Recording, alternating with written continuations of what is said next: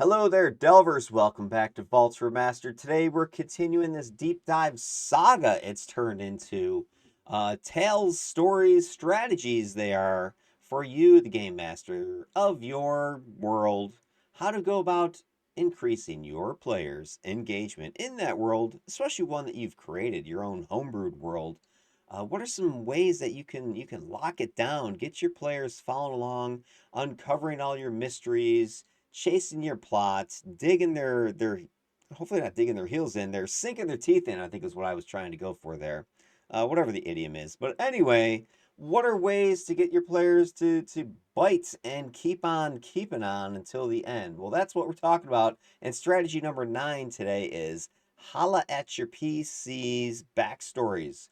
You're making some callbacks to their history, not just any old time or place, but when you're throwing in those little plot twists, those little surprise, haha, you didn't see that one coming.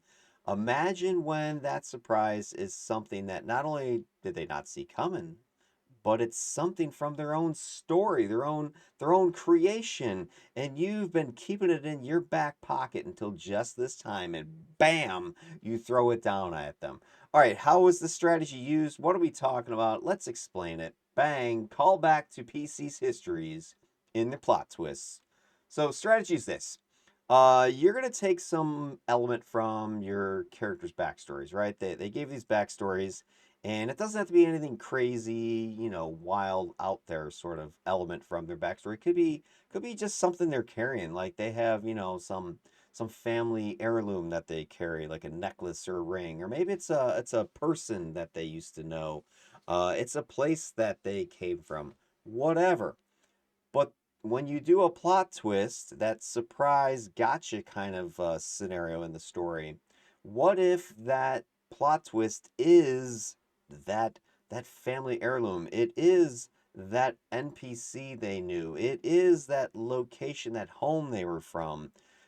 It gives like a double twist to this surprise. Now, hey, why are we doing this? Well, plot twists in general, always fun little surprise things that you can throw in your game.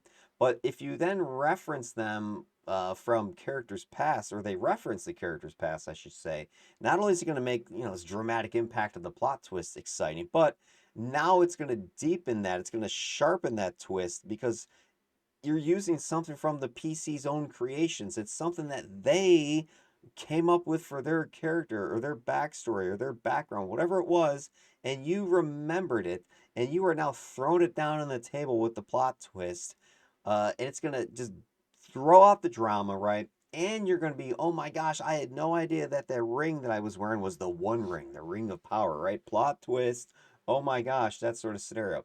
And it's really a great reward for your players who've been engaging in the story. They've been following along, and now they didn't see this one coming, and they're actually secretly gonna be like proud that wow, the Doomsday Key is the very key that Grandpa gave me on his deathbed, and says, "One day, Sonny, this is gonna unlock your fortune." They didn't realize that the fortune was the destruction of the world. That's the kind of plot twist, double entendre, I guess, even though that's not the right term for this. But hopefully you get the idea of what I'm talking about here. All right, so where and when, would you apply this strategy? Well, if you're looking for enhanced narrative depth, you're using your plot twists as you normally would. However, when you draw them from the characters' experiences from their past, from decisions they've made before, this is another great angle where you can kind of call back to those. Oh, you remember that guy you left alive back 30 sessions ago? Yeah, that was the big bad evil guy. He's very happy you didn't murder him back then, right? Stuff like that. Decisions they made, a secret that they've been keeping this whole time. Like they stole that extra coins from the loot bag that the party got, and one of those coins was the curse coin of damnation or something like that. Dun dun dun. Right, plot twist. It goes back. It calls back to something that that character did or said or had or whatever. So it's not only gonna be a surprise, but it's connecting to that personal that on that personal level, and now the story is more resonant. It's more emotional. It's more meaningful. That's what I mean by it's a deeper experience now. The other, why and when you would do this, or where and when you do this is if you're trying to just reward your players' engagement in the story, right? They've been following along, so incorporating elements from their backstories into these pivotal plot developments, these twists in the story. It rewards their investment in their characters, right? It rewards their participation in the shared narrative. They've been showing up, not just showing up, but they've been throwing down. They've been giving you stuff with their characters and their decisions that they're making. This is going to acknowledge their efforts, their contribution to the story. You've used them as a foundation for something that you now are unloading on them, this plot twist, but it was something that they gave you sessions ago, perhaps. And so it's a really, nice reward to, hey, you remember when you did that thing? And I was like, oh, that was funny. Well, guess what? Boom. It's not just funny, it's scary now. It's some dramatic twist that you're throwing out there. All right, implementation. How are you doing this? I've kind of, suggested it a little bit here, teased this a little bit, but one of the key things, if you're going to implement this, is you got to track this backstory stuff in the first place, and not just, their initial backstory, character sheets or whatever they gave you, but you've been following their actions and activities all along. This is what I think makes this one challenging because it's the long, it's the long goal here. It's the whatever that term is, right? You're 50 chess moves down the line. You could play this do this move. You've been storing this up for a while, but it requires that you have been making note all along. You've got some sort of reference that you've been putting together for each of your characters, that as you're coming up with the plot twists in the upcoming sessions, like, oh yeah, now's the time that I'm going to play that card that I've been holding on to. And if you do this smoothly, right, you're going to weave it in organically. So it just means that you need to take notes, and not just kind of just basic session notes, but making note of things those characters have done, those little things that they might have left behind, or overturned or left unpursued. And I'm just thinking every session I've got the characters doing something that I usually just make note of. It would be interesting if what happens if that came back later. Simple example in my one game, my Tuesday game that I've been talking about a little bit, well, a whole lot of it lately, is they had rescued these children that had been abducted from this arcano intelligence construct. And one of its servants had kidnapped the kids for some crazy experimentation. It took them to this clockworky laboratory somewhere, and the party rescued the kids and took some stuff from the place to investigate and return to the settlement, but they left the rest of the lab intact. At one point they had discussed like torching the place, but then they decided not to. And I think one of their assumptions was that the NPC that they had worked with a little bit, well, her group would come and take care of this lab at some point. Well, what if they don't? That's what I'm thinking in the back of my head. What's going to happen with this lab, right? That is now a potential, plot twist, item, event, decision that a player or players made that I can use later in the game. Now, that's not necessarily the big grand plot twist. I got a little something sicker than that or more devious than that. I'm potentially coming up. But that's just an example of something that I would make note of as the game is going. Those unpulled plot threads, those stones they didn't turn over, the stuff they left behind, the prisoner they let escape, whatever the case may be, you can start making note of those things and have a list of decisions, events, items, whatever that each character has done or the party has done that you can pull out of your bag later in order to use it as a plot twist. All right, so that's the one of the things. The other implementation strategy you need to think about is integrating this whole concept into the plot development itself. So you have to identify moments in the story when it's appropriate to throw the plot twist, not just the plot twist, but the item or the event or that backstory thing that the PCs have left you or gifted you with, as I might say, for maximum impact.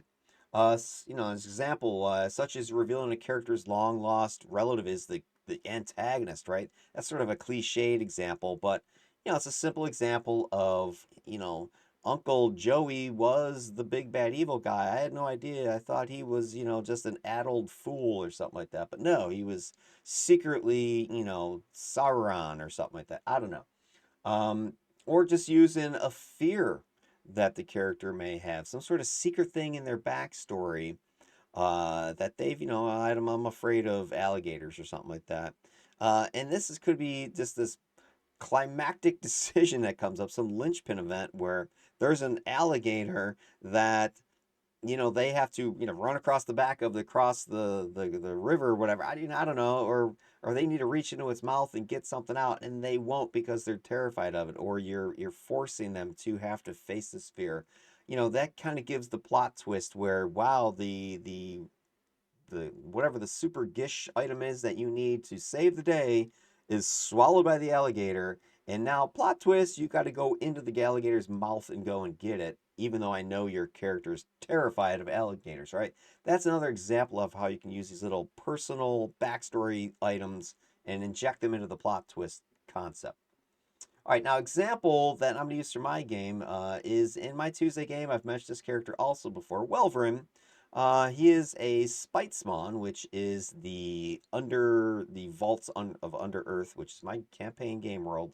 It's the Tiefling version. They're stony-based creatures that are based upon having been half uh, elf. In this case, would be the Morshael, which are my equivalent of Drow, the Dark Elves. So they're part Dark Elf, and they're part evil stone genie. Let's Div. Div is the name. So in Pathfinder, which the rules I'm using, the Div are these essentially evil genies. And I was basing this on because I'm in a subterranean game world, Darklands, Underdark, the Vaults, as I'm calling them. And they are stone evil genies, was their parentage. Div is the idea here. And I get into this a lot with some of my lore and videos. If you haven't seen some of my primordial videos, some of my ancestry videos that I've put out, some of those playlists, go ahead and like and subscribe to the channel, like the vid, notify yourself. You'll be able to go and take a look at some of the information I'm talking about. But anyway, Welverin here is one of these div spawn, one of these spite spawn. And this is a little bit of, not safe for work type of thing because his backstory is maybe I dare say, and this is no criticism of my player, so Riley, in case you're watching, but this is one of the most disturbing backstories I've ever seen. A lot of abuse, a lot of sexual kind of use, shall we say, promiscuity, male prostitution type of thing. I didn't write it, okay? It was his creation. That's what he wanted to do. Hey, I'm cool with that, right? This is an adult game that we're playing, so I'm not worried about it. I don't have any people like, teenagers, whatever, young kids playing in my game. Everybody's, whatever, 30 or older, something like that. So, this is part of his character. And so when I'm looking at his character and I'm trying to figure out some way to come up with a plot twist that is going to pull from his backstory, this was a fertile field of information. His lore, his upbringing, which was horrible. But he and his younger sister have escaped that world. He still is um, into it, maybe in a sense. I mean, I hate to kind of be crude like that, but he's a promiscuous fellow, from what I understand about him. And he likes to get involved with people, and he's a bard, and he's like to go out and dance and that sort of stuff at the clubs, shall we say. But his little sister, he kind of tries to keep her away from that world, and he's taking care of her, and this is how he earns his keep. Earns his money. She's a little thief, by the way. But anyway, she's the girl who, Hope is her name. She was one of the children that was kidnapped in the story that the characters have been dealing with. This was abducted by one of the followers of the big bad evil guy, this construct known as Nexus. And one of its thralls, one of its drones, known as the Architect, had its drone kidnapped some children for some experimentation. They've recovered this girl, Hope, and some other children, but she has been infected by these nanites, these little micro clockwork, and she has been on the process of assimilation. They have had her fossilized by the Oriad priests of the settlement they're staying at called Gemheart. Kind of think Han Solo carbonite, if you're not sure what I'm referencing as far as being fossilized. They have her preserved until they can figure out a way to cure her or fix this problem. So anyway, that's sort of the backdrop. So let's kind of get into the idea of here how you can use some of his backstory and that story about Hope to create this situation of making a callback to his personal history and using that in a plot twist. Now, this is spoiler material, so any of my players who might be watching, you gotta go. You gotta go bye-bye. Okay, you can't watch anymore. This is illegal. Okay, mute it, close your eyes, leave the room, whatever. Okay, the rest of you can stay. So here's the idea. So as the party is delving deeper into this mystery, this Nexus, and its assimilation threat, they discover a hidden facet of Nexus's strategy: the seduction and voluntary assimilation of individuals with potent emotional and artistic energies, guy like Welverin. This revelation comes to light when the party intercepts a communication from the Nexus specifically targeting individuals like Welverin.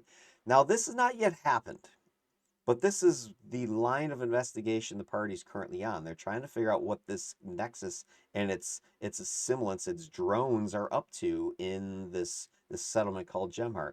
So they can discover this, this revelation here. That one of the reasons why Hope was targeted has to do with what I'm talking about here. It wasn't just a random selection.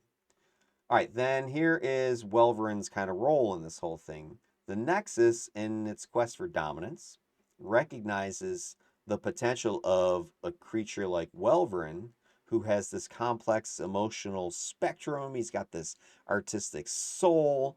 People like him, biological creatures, could make awesome drones for reasons that shall remain, obscure for now.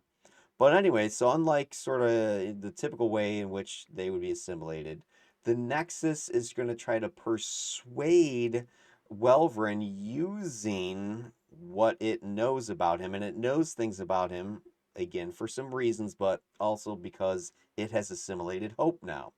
And Hope, anything that this Nexus assimilates is connected to the collective consciousness of this Borg-like computer mind, if you will.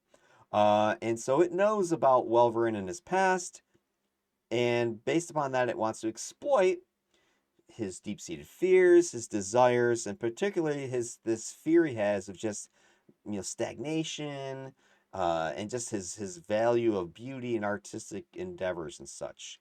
So it is going to tap into this, and it's going to use a new strategy. So rather than brute force attacking with some drones and making them drink the Kool-Aid type of thing, getting the nanites in them, it's going to attempt to use some sort of emotional strategy. So it's going to try to seduce him.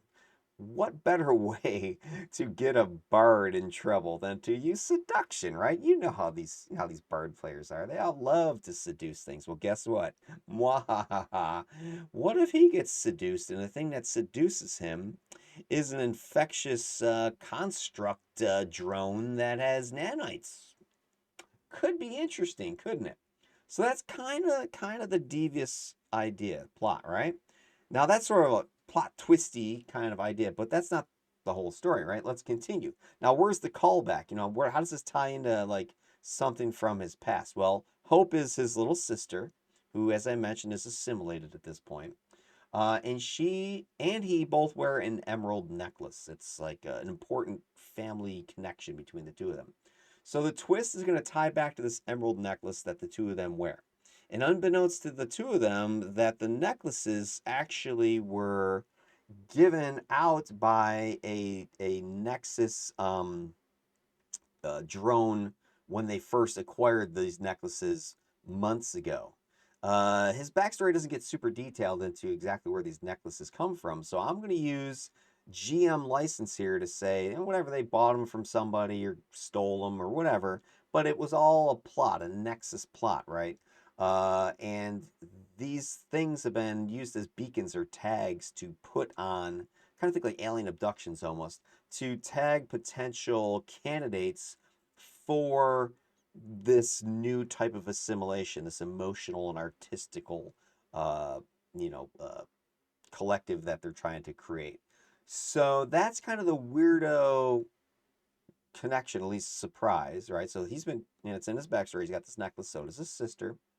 And then the other part of this, the other callback is that Nexus attempts to exploit Welverin's belief then in the importance of art and dance and music and his quest for just emotional experience. Because one thing about Spite Spawn, and he's playing into this as his heritage for his ancestry, is that they're emotionally dead inside. They don't understand emotions. They use them to get what they want and to manipulate, but they themselves don't feel them.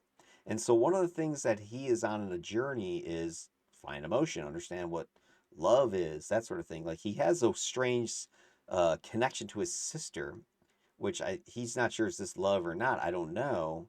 I just take care of her and look out for her for some reason. But he's trying to find more and find this fulfillment. So what better way to give him the fulfillment than have Nexus promise it to him? So offering him this ultimate, artistic power and influence, this emotions, that sensations that he's never experienced before, anything he's ever experienced. This is going to be even greater. All he needs to do is agree to be assimilated. What's so bad? You're going to get all this stuff. And then the sibling connection is going to get played as well. And further twisting this plot a little bit, Nexus will say, hey, I know your sister and she's important and she's been assimilated. I can free her. I can let her loose if you wish, or I can tie her and you together in a greater collective, kind of using this as leverage. So I'm taking this mundane item that he has in his backstory, this emerald necklace, and going, twist. That's actually a Nexus construct beacon device that has been tagged onto multiple individuals from the past as a way to follow them and ultimately assimilate them. Maybe it's some sort of data collection that is picking up on their emotional vibes or their artistic vibes or something like that. I haven't fully, fleshed this out yet, but that's kind of where my mind is going here. And so I can then twist his craving for emotions, and twist his character's connection to his little sister all at the same time. A sick, twisted, devious plot by a GM using these things that the player has given me. So he doesn't know this unless he's watching this video right now, and shame on you if you are, Riley. You are a bad person. Okay. Anyway, so that's kind of the idea here. That's a way in which I can. I don't know if it's going to happen yet because a lot of moving parts still. But this is something that's in motion right now. Some little twist, trickery that I can use that I've developed based upon his backstory. And as you can see, it's gonna take multiple sessions to actually manifest. Right now, we've had our 7 sessions, so this might be another 2 or 3. So it might be 10 sessions before this even happens, right? Before this callback is made, and at that point, it's gonna be a major like little twist. I kind of want to use it as the culminating end to this phase of the campaign. This gem heart phase, as I'm calling it. So this level 1 to 4 phase is probably that'd be a great way to end that, which would get the players, because I want them to leave this settlement, Gemheart, and I'm thinking I don't want them to continue in the mundane job that they've agreed to, which is, oh, we'll be guards to this caravan of refugees that's moving through the tunnels, through the vaults. They're destined for bigger things. So this is going to be a way for them to see that they need to leave. They need to go out. They need to embrace whatever craziness is out there taken on. So this would be interesting to see what happens, because if Welverin agrees to be assimilated, well, then that could be the end of his character, right? He'll become an NPC at that point. I would need to have a conversation with the player, but it's something that could happen. Or he could say, screw you, I'm not going to do it. In which case, Nexus then turns the screws on Hope, who has been assimilated already, and now maybe she becomes a big bad evil guy NPC, right? I can do whatever sick stuff I want to do. I'm the GM. Bang. Should you get out of this video? Hopefully the following, that every character's past that you have access to, there's a treasure trove of information there. It could be something basic, mundane, boring, like a necklace, or it could be something more serious, some relationship that that character has to something, more relevant in the game. Maybe one of the characters, is royalty or something like that. I don't know. But there's all kinds of stuff in those character backstories that you can use, not just for all the other stuff I've been talking about, but as specifically as plot twistable, you know, bomb dropping moments that are the surprise of a plot twist, but it's also a personal item, thing, person, location that you're also throwing in there.